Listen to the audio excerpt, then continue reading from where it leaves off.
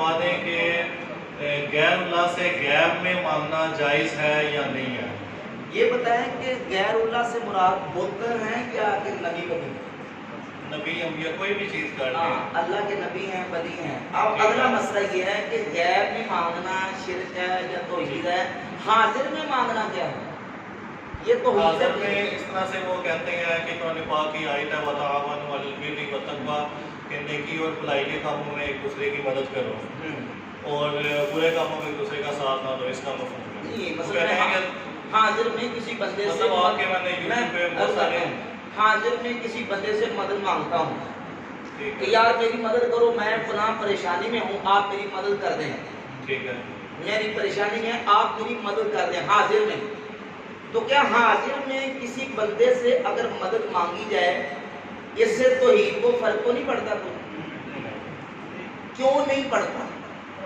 اس کی وجہ یہ ہے کہ بندہ جب بندے سے مدد لیتا ہے، حاضر سے، سامنے والے سے، موجود سے، تو اس کو خدا سمجھ کے نہیں، الہ سمجھ کے نہیں، بلکہ اس کو اللہ کا بندہ سمجھ کے اور یہ عقیدہ رکھ کے کہ اس کو اللہ نے یہ طاقت دی ہے اور اللہ کی دی طاقت سے یہ میری مدد کر سکتا ہے.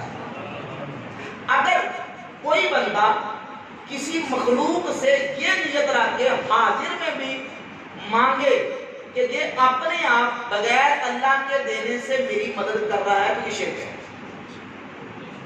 سمجھ آ رہی؟ ظاہر میں حاضر میں اس کو یعنی مستقل بذات سمجھ کے اور یہ سمجھ کے کہ یہ اپنے آپ کر رہا ہے اللہ کی عطا اور اللہ کے دینے کے بغیر، تو یہ حاضر سے بھی شرک ہے، زندہ سے بھی شرک ہے. اور اگر کسی اللہ کے بندے سے اس کی طاقت کے مطابق سوال کرے کہ یہ اللہ کی دی طاقت سے اپنے جسم سے بھی اور اپنی روحانیت سے بھی میری مدد کر سکتا ہے اور اللہ کے دینے سے کر سکتا ہے، تو شرک نہیں ہے. سورۃ النمل اٹھائیں آیت نمبر 40. سلیمان علیہ السلام نے فرمایا، تب کون لائے گا؟ مختصر کر رہا ہوں.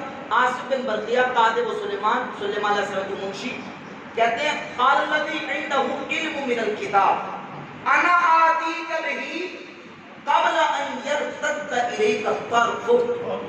میں لے کے آؤں گا اور کب؟ آپ کی آنکھ جھپکنے سے پہلے. اب تخت لے کے آنا ہے ملک سبا سے سلیمان علیہ السلام کے دربار میں، اور اس وقت ٹیکنالوجی کا دور نہیں. اب تخت لے بھی آئے قبل ان یرتد الیک طرفک، آنکھ جھپکنے سے پہلے.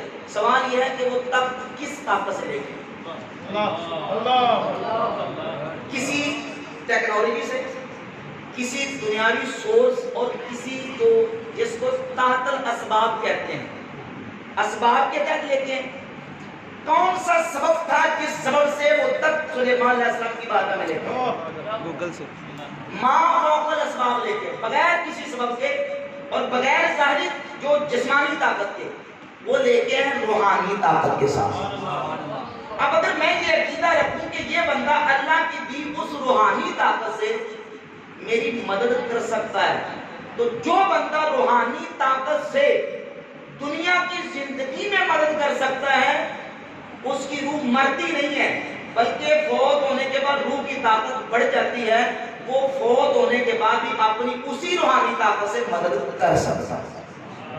جیسے اس کی زندگی میں اس کی روحانی طاقت سے مدد لی جائے تو شرک نہیں ہے، تو فوت ہونے کے بعد بھی شرک نہیں.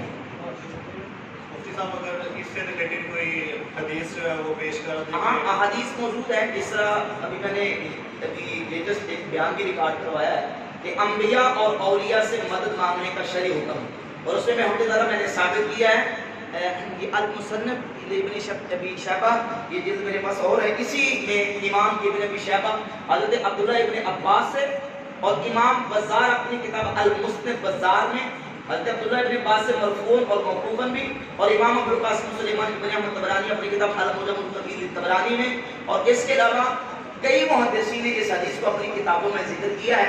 حضرت عبداللہ بن مسعود سے بھی، حضرت عتبہ بن غزوان سے، عبداللہ بن عباس رضی اللہ تعالیٰ عنہ سے یہ حدیث موجود ہے.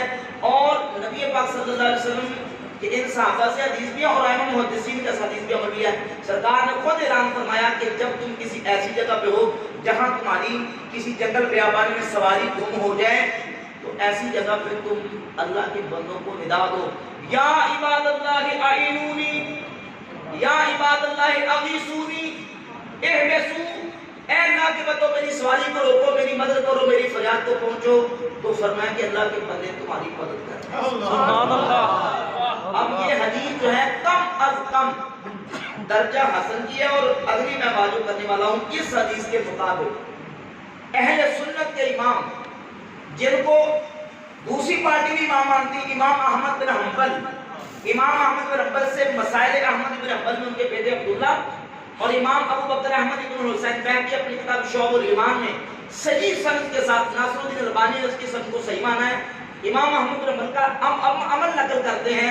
احمد بن حنبل فرماتے ہیں میں نے 5 حج کیے ہیں, 3 سواری پر اور 2 پیدل. ایک سواری میں رستہ بھول گیا, تو جب رستہ بھولا تو میں نے یہی کہا یا عباد اللہ کلونی, اے اللہ کے بندوں میری رہنمائی کرو. فرمایا میں پکارتا رہا حتیٰ کہ میں رستے پر چڑھ گیا. سبحان اللہ. اللہ کے بندوں کو امام احمد بن حنبل نے پکارا.